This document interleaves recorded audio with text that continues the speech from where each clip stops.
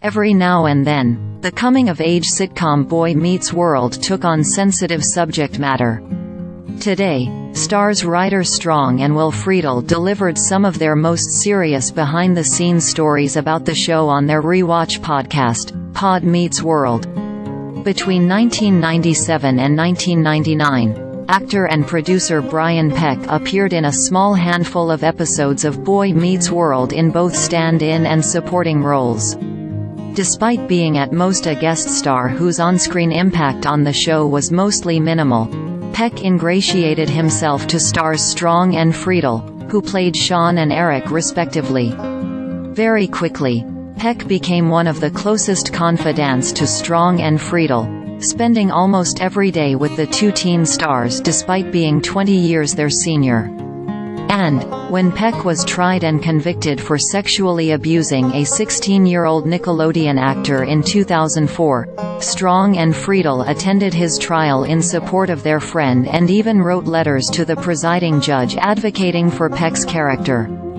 On this morning's episode of Pod Meets World, Strong, Friedle and co-star Danielle Fishel were joined by family therapist Kati Morton to discuss the first Boy Meets World episode featuring Peck.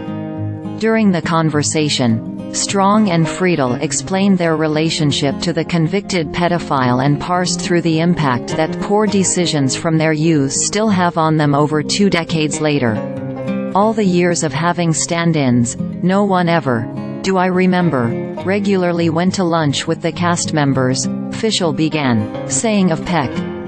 But this person did, and part of that's because, when they arrived on set, they were extremely charming. They were very personable, they had a lot of jokes. She continued, they also, because of their many years of experience working in the entertainment industry, knew other, very successful, famous kids and young men and regularly talked about them. Fishel says that Peck never attempted to form a deeper relationship with her, though he would quickly become one of her male co-stars' closest friends. Friedle explained, I didn't really go to parties. I didn't really do that stuff.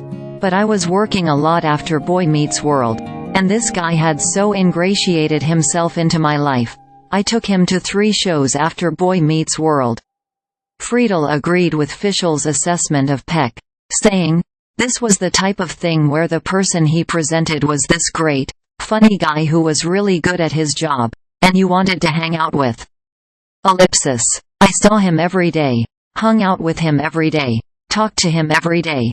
Strong also said that he and Peck hung out, all the time. Then, when Peck's predatory behavior toward other child actors first began to surface in 2003, he immediately reached out to Friedle, instantly spinning it to where it wasn't his fault, it was clearly the fault of his victim. Friedle said, my instinct initially was, my friend, this can't be. It's gotta be the other person's fault.